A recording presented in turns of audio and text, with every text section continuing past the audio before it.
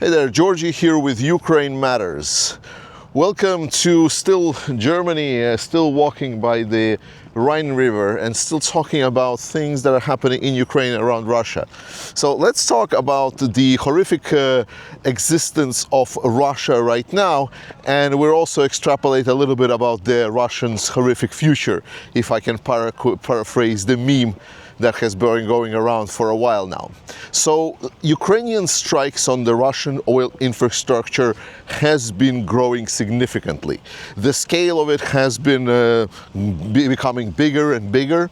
The frequency have been also growing, and we talked about this very extensively on this channel all the time. The difference being that right now we are actually seeing things taking shape. Right now, what is happening in Tuapse oil refinery, where they are loading oil onto the ships to be sold to the outside buyers, is nothing nothing less than can be described as apocalyptic. The videos, the images that you get from that area are truly horrifying. If there would not be one caveat, is that this is basically self-inflicted.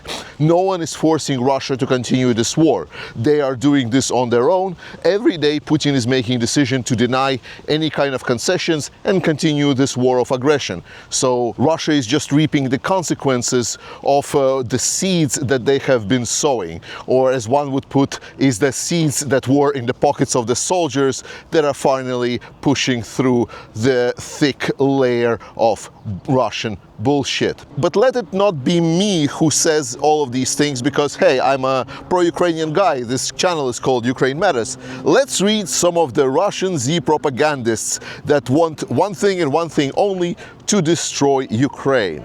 And what they're saying is the consequences of the bombardment of Tuapse are simply monstrous. This is not an exaggeration or dramatic figure of speech. It is a straightforward statement. The essence, what is happening there right now, is basically Hiroshima, just without the radiation.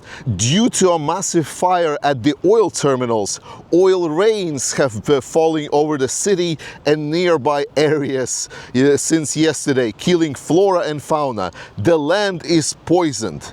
The refinery continues to burn. The city is covered in smoke. The air is poisoned. And the water is also poisoned. This did not happen just once. Tuapse was under attack for several days. It is reported that the refinery and the seaport were attacked using the same method as Ust-Luga, the previous oil terminal, which was north around Baltics.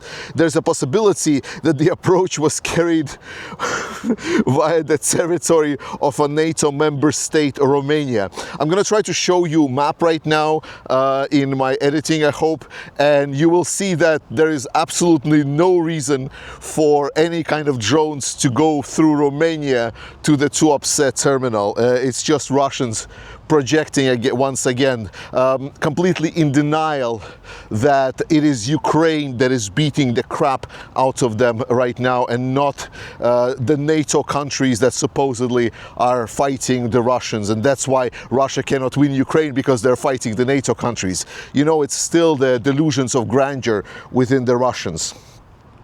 At the same time, people on the ground report that neither the oil refinery nor oil terminals have even basic protective netting installed. Even in the 5th year of the war, we call on the responsible authorities to verify this information. And if it is true, then we want to know who will go to prison for this criminal. No one will go to prison. If it's negligence and did something worse, because surely isn't something worse, implying that this was like a sabotage, but it wasn't the sabotage, because like what was happening to the terminal is exactly the same thing that was happening everywhere in Russia.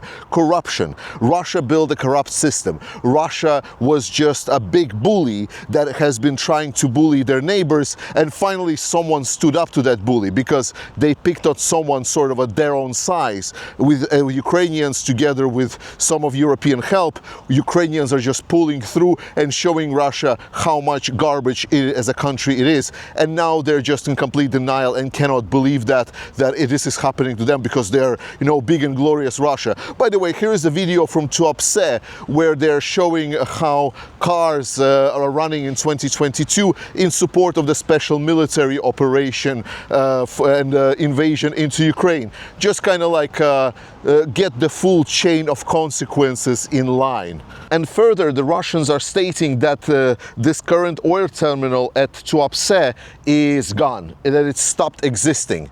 And they are basically mocking the Russian general staff that just recently claimed once again that the whole Luhansk region has been liberated. I'll remind you that Luhansk region was having about 5% of the region left since the 2023, I believe, after Ukraine pushed the Russians back. Since then, Russia still was not able to really recapture that small part of the region. And even right now, this claim, to be honest, is not verified, as Ukrainians are contesting it, and it is all complete nonsense. The point of the matter is, if we're starting to talk about the horrible future of the Russians, is that while there might be taking land, me and other journalists have been trying to report and stating that no, while it is terrible what they're doing with capturing land, while it is terrible what they're doing with the attacks, it is Ukraine that is going to be winning long term, because Ukraine is building capabilities. Because the Western alliance, as flimsy and inefficient it is still able to supply Ukraine with the resources they need to continue fighting this war. And I know how horrific it is for any supporter of Ukraine or Ukrainian to recognize that basically everyone is just using them to fight Russia. But I hope that at least somehow we're able to preserve as many Ukrainian lives as possible, because Ukrainians are the true heroes of all of this. And just recently it has been let known that European Union finally approved the 90 billion loan that would go to support Ukrainian economy and Ukrainian military production.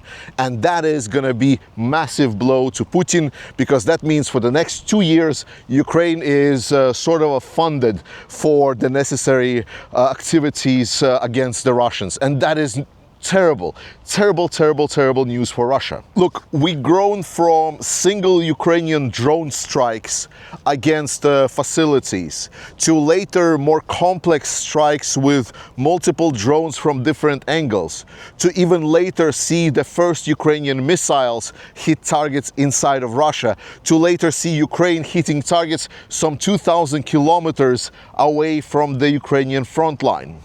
Ukraine is growing in capabilities. Russian future is becoming grimmer and grimmer and grimmer with each passing day that Ukraine is supplied by the allies, that Ukraine is growing its own capabilities, where Zelensky and his cabinet is in charge and competently doing the best that they can to try to make Ukraine stronger, because the results are showing. And the new Minister of Defense, Fedorov, is already moving ahead with the next steps necessary to crush the Russian Federation. It is awful to see what is happening right now with the nature and the wildlife and everything at Tuapse. But again, I'm going to circle back saying that this is all Russia's fault. Russia caused it. Russia has continued this war of aggression for no reason. The only correct way for Russia to go right now is to get the hell out of Ukraine. They have nothing to do on the captured land, and if they want, then Ukrainians will definitely finish the job and they will kick the Russians out. So trust in Ukraine, support Ukrainian armed forces, support our current fundraiser for the Ukrainian armed forces. I love you. Slava Ukraini, and I will see you next time.